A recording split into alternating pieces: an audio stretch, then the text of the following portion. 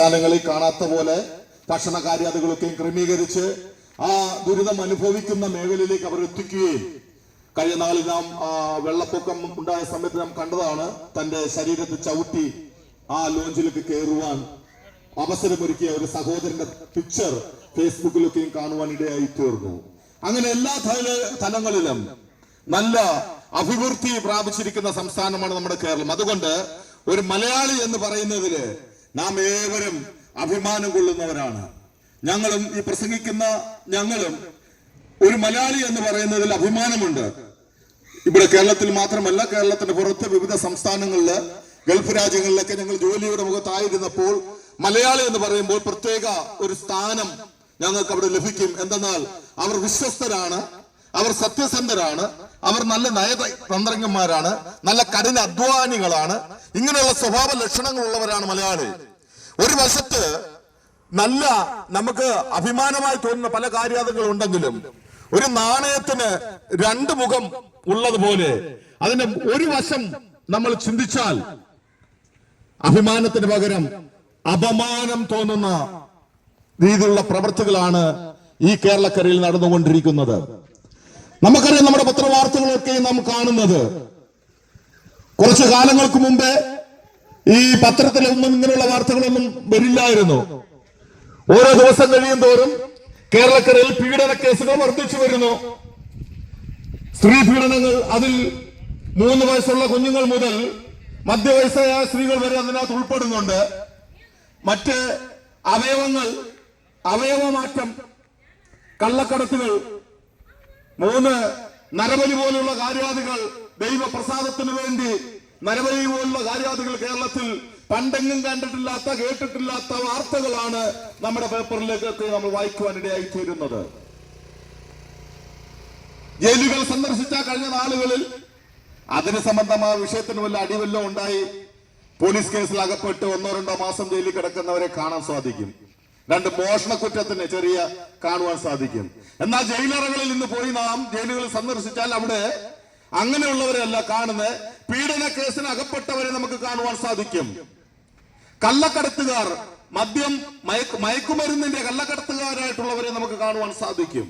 പീഡന കേസിൽ ആരൊക്കെ ഉണ്ടെന്ന് ചോദിച്ചാൽ നാം അതിശയിച്ചു പോകും. 1-ാം സ്ഥാനത്ത് നിൽക്കുന്ന വളർത്തച്ഛന, 2-ാം സ്ഥാനത്ത് നിൽക്കുന്നത് സ്വന്തം അച്ഛന, 3-ാം സ്ഥാനത്ത് അധ്യാപകരും മതാധ്യാപകരുമുണ്ട്, സഹോദരന്മാരുണ്ട്, കൂട്ടുജോലിക്കാരുണ്ട്. എന്തിന്? കഴിഞ്ഞ നാൾ നാം കേട്ടല്ലേ, കാമുകനോടുകൂടെ ഒളിച്ചോടേണ്ടതിന് കാമുകന് പ്രോത്സാഹനം കൊടുത്ത് വീട്ടിലേക്ക് അയച്ചിട്ട് അമ്മായിയമ്മയും കുഞ്ഞിനെയും കൊന്ന ചരിത്രം നാം പത്രത്തിൽ വായിച്ചതാണ്. എന്തിന്?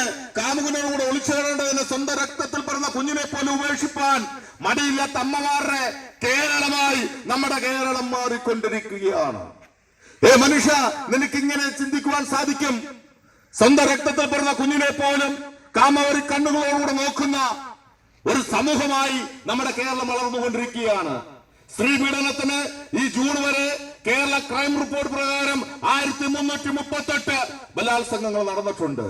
4900-ഓളം സ്ത്രീധന പീഡനം, ഭവനത്തിൽ പീഡനം അനുഭവിക്കുന്ന സഹോദരിമാരുടെ കേസ് രജിസ്റ്റർ ചെയ്തിട്ടുണ്ട്. 2023 2558. ഇത് ഞങ്ങള് വെറുതെ ഒന്നും പറയുന്നതല്ല. കേരള പോലീസിന്റെ ക്രൈം സൈറ്റ് പോയി നോക്കിക്കഴിഞ്ഞാൽ നമുക്ക് കാണുവാൻ സാധിക്കും. ഇത് ഭോഷ്ക്ക് പറയുന്ന കാര്യമല്ല.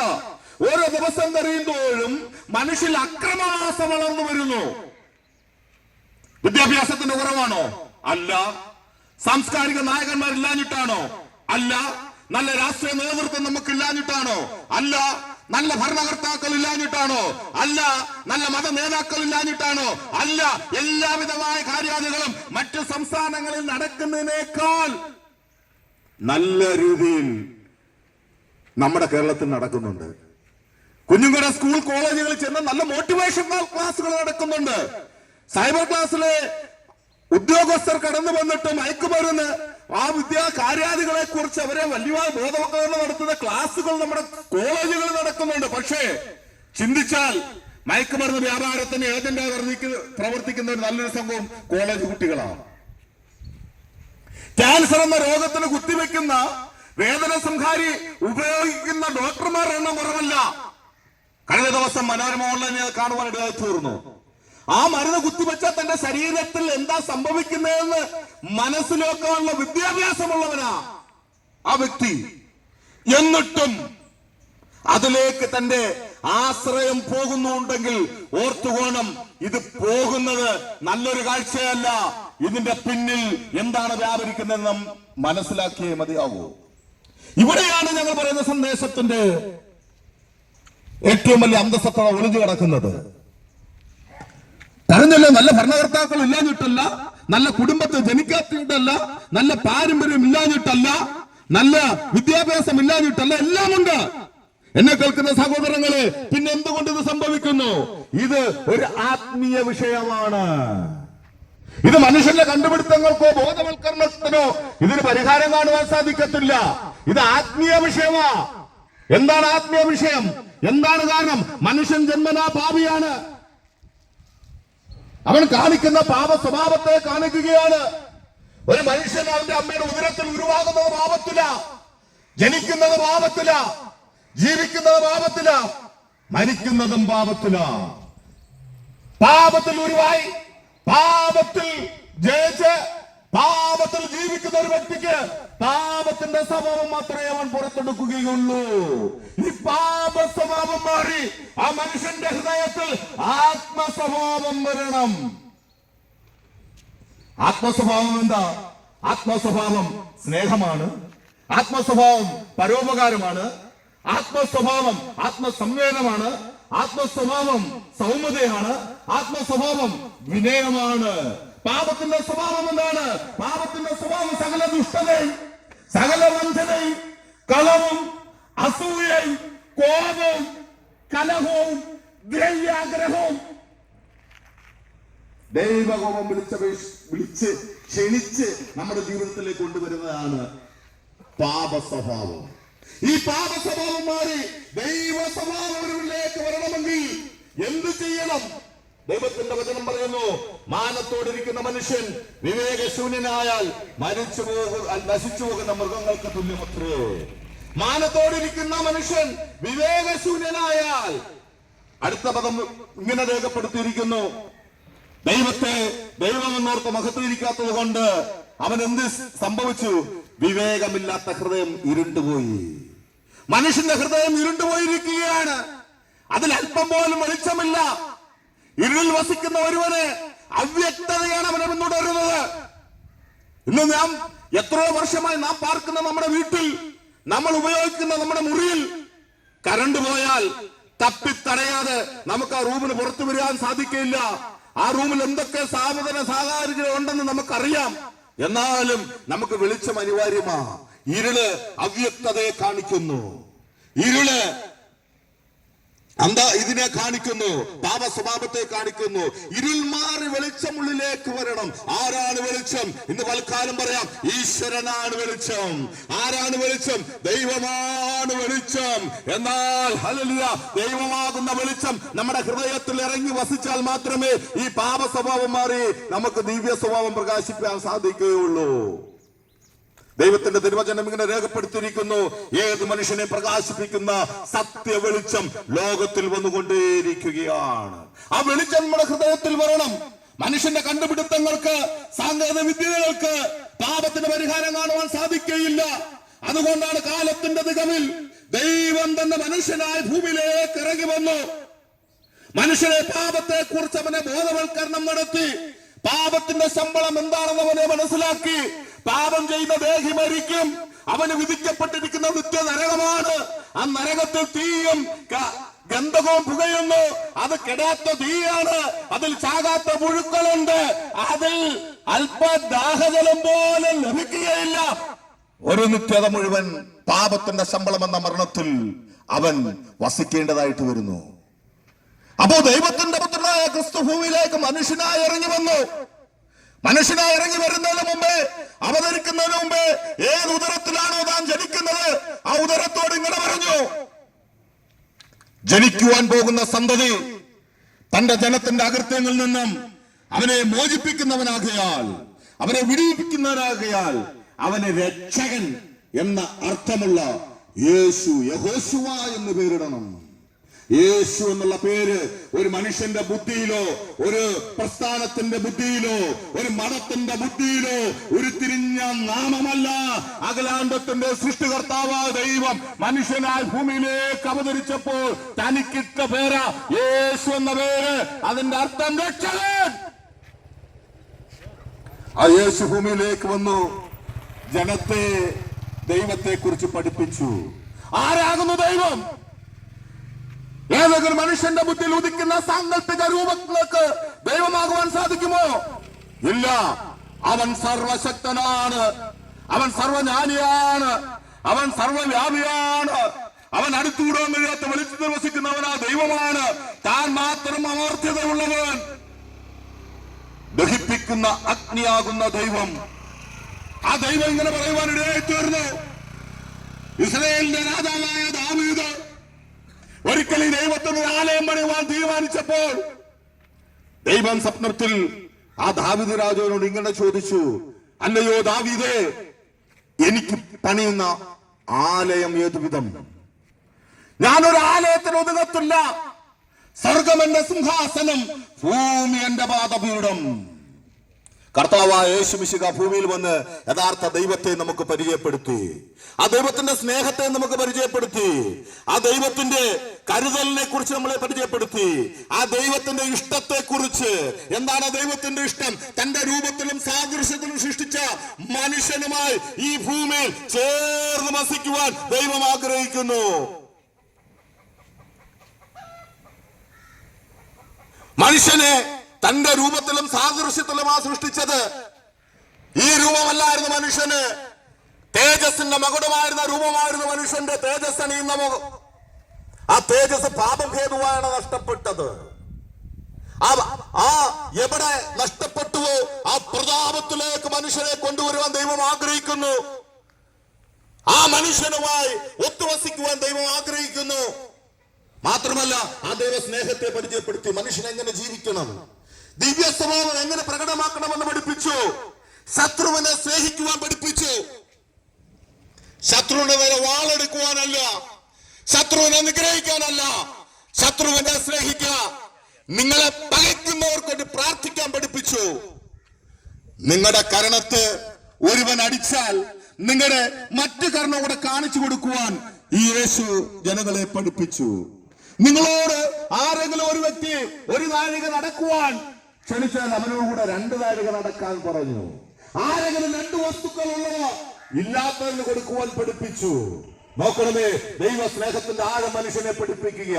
മാത്രമല്ല, ആ ദൈവത്തോട് അടുക്കുവാൻ മനുഷ്യന് കഴിയാതെ വന്നിരുന്ന ആ പാപ സ്വഭാവത്തെ ഉളവാക്കുന്ന പാപത്തിന് ശിക്ഷ മരണമായിരിക്കെ ഞാനും നിങ്ങളും മരിക്കേണ്ട ഇടത്ത് നമുക്ക് വേണ്ടുള്ള ശിക്ഷാപതി തന്റെ ശരീരത്തിൽ വഹിച്ചുകൊണ്ട് എന്നേക്കുമായി പരമയാഗമായി.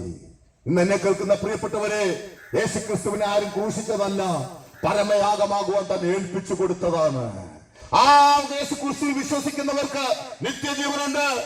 എന്റെ പാപത്തിന് വേണ്ടിയാണ് യേശുക്രിസ്തു മരിച്ചതെന്ന് ആർ വിശ്വസിക്കുന്നുവോ അവന്റെ എണ്ണമല്ല പാപത്തെ തന്റെ ശരീരത്തിൽ നിന്ന് കഴുകിക്കളയും. അവനെ വിശുദ്ധനാക്കുന്നു. ഇന്നേക്ക് ഇവിടെ ഈ വചനം പ്രഘോഷിക്കുമ്പോൾ എന്റെ പേര് വിൽഫ്രഡ് എന്നാണ്. 57 വയസ്സ് എനിക്കായി. 18 വയസ്സ് മാതാപിതാക്കൾക്ക് കീഴ്പ്പെട്ട് നല്ലൊരു വ്യക്തിയായി ജീവിച്ചു. 18 മുതൽ 34 വയസ്സ് വരെ 16 വർഷക്കാലം എനിക്കിഷ്ടമുള്ളവരുടെ പാതയിൽ ഞാൻ സഞ്ചരിച്ചു. എന്റെ മനസ്സാഗ്രഹിച്ചതൊക്കെ ഞാൻ സ്വന്തമാക്കി. വീട്ടിൽ നിന്ന് അകന്നു. ദൈവമാരെന്നറിയില്ല, മാതാപിതാക്കളുമായിട്ടൊരു ബന്ധവുമില്ല. വിവിധ സംസ്ഥാനങ്ങളിൽ അലഞ്ഞു തിരിഞ്ഞു നടന്നു. എന്നാൽ 2001 ഈ സമാധാന സന്ദേശം ഞാൻ കേൾക്കുവാനിടയായി തീർന്നു. ആ സന്ദേശത്തിന്റെ മുന്നിൽ എന്നെ തന്നെ ഞാൻ സമർപ്പിക്കുവാനിടയായി തീർന്നു. ഈ പാപകൂപത്തിൽ ജീവിക്കുന്ന എന്നെ സ്നേഹിക്കുന്ന ഒരു ദൈവമുണ്ടെങ്കിൽ ആ ദൈവത്തെ എനിക്ക് വേണമെന്ന് പറഞ്ഞുകൊണ്ട് ആ സന്ദേശത്തിന്റെ മുന്നിൽ മുട്ടുകുത്തി ഒരു കൊച്ചു കുഞ്ഞിനെ പോലെ ഞാൻ കരയുവാനിടയായി തീർന്നു. എന്റെ ഉള്ളിൽ വലിയൊരു മാറ്റം സംഭവിക്കാനിടയായി തീർന്നു. കർത്താവേ, ഞാൻ പാപിയാണെന്ന് ദൈവത്തോട് ഏറ്റുപറഞ്ഞ് എന്റെ പാപത്തെ നീ കഴുകണമേ, യേശുവിന്റെ രക്തത്താൽ എന്നെ കഴുകണമേ, ആ രക്തം കാൽവരിയിൽ ഒഴുക്കപ്പെട്ടത് എനിക്ക് വേണ്ടി മാത്രമാണല്ലോ എന്ന് ചിന്തിച്ച് ഞാൻ കരയുവാനിടയായി തീർന്നു. വലിയൊരു ഭാരം എന്റെ ഉള്ളിൽ നിന്ന് പോവാനിടയായി തീർന്നു. മാത്രമല്ല അതിനുശേഷം എഴുന്നേറ്റ് ജലാശയം എന്ന കല്ലറയിൽ സ്നാനമേറ്റ് ദൈവത്തോട് ചേരുവാനിടയായി തീർന്നു. എന്താണ് സ്നാനം? എല്ലാവർക്കും സ്നാനം എന്ന് പറയുമ്പോൾ പുച്ഛമാ. എന്താണ് സ്നാനം? ദൈവമക്കളെ കേട്ടുകൊള്ളുക. ആ പഴയ മനുഷ്യനെ ഉണ്ടല്ലോ, ഏത് കോപിക്കുന്ന, മദ്യപിക്കുന്ന, കലഹിക്കുന്ന, ചീത്ത വിളിക്കുന്ന, അപ്പനമ്മയെ ബഹുമാനിക്കാത്ത, വീട്ടുകാരും ദേശക്കാരും വെറുത്ത ആ പഴയ മനുഷ്യനെ അവന്റെ പ്രവൃത്തികളോടുകൂടെ ജലാശയം എന്ന കല്ലറയിൽ അടക്കം ചെയ്യുകയാ. സോദരം, ഒരു മരിച്ച മനുഷ്യനെ മണ്ണിൽ കുഴിച്ചുമുടി അടക്കം ചെയ്യുന്നത് പോലെ ആ പാപം ചെയ്ത മനുഷ്യനെ, യേശുക്രിസ്തുവിൽ വിശ്വസിക്കുന്ന നിമിത്തം, ആ നീതി നിമിത്തം ഞാൻ ജീവിച്ച പഴയ മനുഷ്യനെ, ആ കോപിഷ്ഠനായ മനുഷ്യനെ, ആ മദ്യപാനിയായ മനുഷ്യനെ, ആ വഴക്കുകളിടുന്ന മനുഷ്യനെ, ഏവരുമായി കലഹിക്കുന്ന പഴയ മനുഷ്യനെ അവന്റെ പ്രവൃത്തികളിലൂടെ ആ ജലാശയം എന്ന കല്ലറയിൽ അടക്കം ചെയ്ത് ഒരു പുതുമനുഷ്യനായി പുറത്തു വരുവാനിടയായി തീർന്നു. ഇന്ന് ഞങ്ങൾ പറയുന്നത് ഏതെങ്കിലും പുസ്തകത്തിലോ ഏതെങ്കിലും വ്യക്തികളുടെ ബുദ്ധിയിലോ ഉദിച്ച വാക്കുകളെ എഴുതി വച്ചിരിക്കുന്ന പുസ്തകങ്ങളിൽ നിന്നും മോഷ്ടിച്ച് ഞങ്ങൾക്കൊരു ലാഭമുണ്ടാക്കുവാൻ വേണ്ടി പ്രസംഗിക്കുന്നതല്ല. ജീവിതത്തിൽ അനുഭവിച്ച സത്യത്തെ ഇന്ന് പൽക്കാലം ഞങ്ങൾ പ്രഘോഷിക്കുകയാണ്. ഞങ്ങൾ ജീവിതത്തിൽ അനുഭവിച്ച സത്യത്തെ, ഒരിക്കൽ പോലും ഇല്ലാത്ത സമാധാനം എനിക്ക് അനുഭവിക്കാനിടയായി തീർന്നു. ഡൽഹിയുടെ പ്രദേശത്ത് വെച്ച് 2 പ്രാവശ്യം ഈ പാപകൂപത്തിൽ ജീവിച്ചപ്പോൾ ഞാൻ ആത്മഹത്യ ചെയ്യുവാൻ പുറപ്പെട്ടവനാണ്. ഒരു ദിവസം വിഷം വാങ്ങിക്കൊണ്ട് ചെന്ന് വെച്ചു, കുടിക്കാൻ പറ്റില്ല, തട്ടിപ്പോയി. ആരോ കൊണ്ട് ചെന്ന് തട്ടിപ്പോയി. രണ്ടാമത് കീർത്തിനഗർ റെയിൽവേ സ്റ്റേഷനിൽ റെയിൽവേ ട്രാക്കിൽ ചാടി ആത്മഹത്യ ചെയ്യുവാൻ ചിന്തിച്ച ഇടത്തുനിന്നാണ് ഇന്നേക്ക് 24 വർഷം കഴിഞ്ഞു ഇവിടെ നിന്ന് വീണ്ടും ജീവൻ നൽകി, കുടുംബത്തെ നൽകി, തലമുറകളെ നൽകി, മാത്രമല്ല ദിവ്യ സമാധാനം എന്തെന്ന് അനുഭവിപ്പാൻ ഇടയാക്കി, മാത്രമല്ല ആ ദൈവത്തെ മറ്റുള്ളിടത്തെല്ലാം പ്രഘോഷിപ്പാൻ തക്കോണം ഇടയായിക്കൊണ്ടേയിരിക്കുന്നു. അതുകൊണ്ട് ഇന്ന് പൽക്കാലം പാപ സ്വഭാവം പുറപ്പെടുവിക്കുന്ന വ്യക്തിയാണോ നിങ്ങൾ എന്തിന് ഭാരപ്പെടുന്നു? സഹോദര സഹോദരി, നിങ്ങൾ എന്തിന് ആത്മഹത്യ ചെയ്യണം? നിന്റെ കുടുംബജീവിതം നിരാശയിലാണോ? നീ എന്തിന് ഭാരപ്പെടണം? നിന്നെ രക്ഷിക്കാൻ ഒരു ദൈവമുണ്ടെന്നുള്ള കാര്യം ഇന്ന് ഞങ്ങൾ വിളിച്ചു ഘോഷിക്കുകയാണ്. എന്തിന് ഭാരപ്പെടണം? നീ എന്തിന് ആത്മഹത്യ ചെയ്യണം? നിന്റെ ദാമ്പത്യ ജീവിതം തകർച്ചയിലാണോ? നീ എന്തിന് ഭാരപ്പെടുന്നു? ഒരു യേശു നിനക്ക് വേണ്ടി ജീവിക്കുന്നു.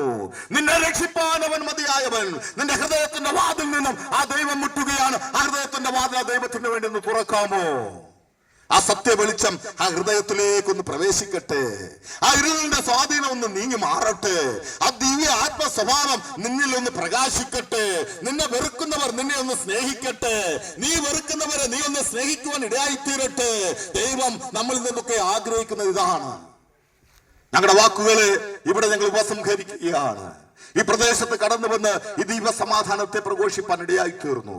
അങ്ങനെയെങ്കിൽ ഒരു സത്യത്തെ വിളിച്ചു പറയുന്നു. പാപകൂപത്തിൽ ജീവിച്ച ഞങ്ങളെ രക്ഷിച്ച യേശു നിങ്ങളെയും രക്ഷിക്കുവാൻ അവ സർവശക്തനായ ദൈവം. എന്റെ ജീവിതത്തിൽ സമാധാനം നൽകിയ യേശു നിങ്ങളുടെ ജീവിതത്തിൽ സമാധാനം നൽകുവാൻ സർവശക്തനായ ദൈവം. എന്റെ ഉള്ളിൽ ആശ്വാസം നൽകിയ, എനിക്കൊരു കുടുംബ ജീവിതം നൽകിയ യേശു നിങ്ങളുടെ ജീവിതത്തെ പണിയുവാൻ അവൻ സർവശക്തനായ ദൈവം. ആകയാൽ നാം രക്ഷ പ്രാപിപ്പാൻ ആകാശത്തിന് കീഴിൽ മനുഷ്യരുടെ നൽകപ്പെട്ടിട്ടുള്ള വേറൊരു നാമവുമില്ല.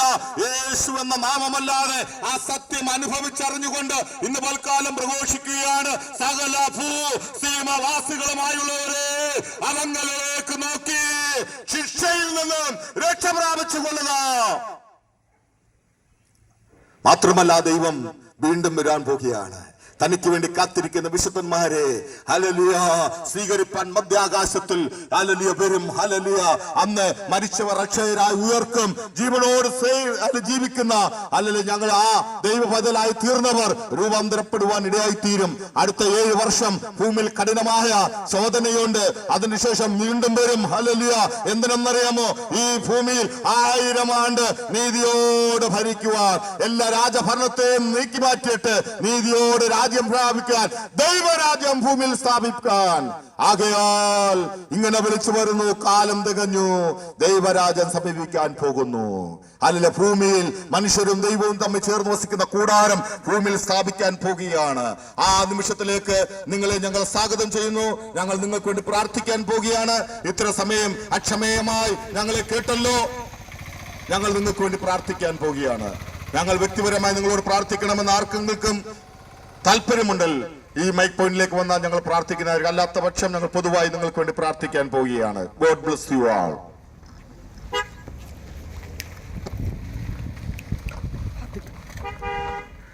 പാസ്റ്റർ ജോഷി അവർ ഇപ്പോൾ പ്രാർത്ഥിക്കുന്നതായിരിക്കും. ഞങ്ങൾ ദേശത്തിനായി പ്രാർത്ഥിക്കുന്ന കർത്താവേ, ഹല്ലേലൂയ. ഇത്രയും വചനം ഹല്ലേലൂയ ദേശം കേൾക്കുവാനിടയായല്ലോ. ഒരു കുടുംബത്തിനായി പ്രാർത്ഥിക്കുന്ന കർത്താവേ, ദേശ നിവാസികൾ യേശുവിനെ രക്ഷിതാവായി സ്വീകരിക്കുവാൻ ഇടയാകുവാനാകണമെന്ന് ഒരുമിച്ച് പ്രാർത്ഥിക്കുന്ന കർത്താവേ, ഇവിടെ ഞങ്ങൾക്ക് കടന്നു വന്നത് നഷ്ടമായി പോകാതെ ദൈവം വലിയ പ്രവൃത്തി ചെയ്യുവാൻ പോകുന്നതിനായി സ്തോത്രം ചെയ്യുന്നു. ദൈവം അത്ഭുതം ചെയ്യണം, യേശുവിൻ നാമത്തിൽ തന്നെ ആമേൻ. വേണ്ട, മതി.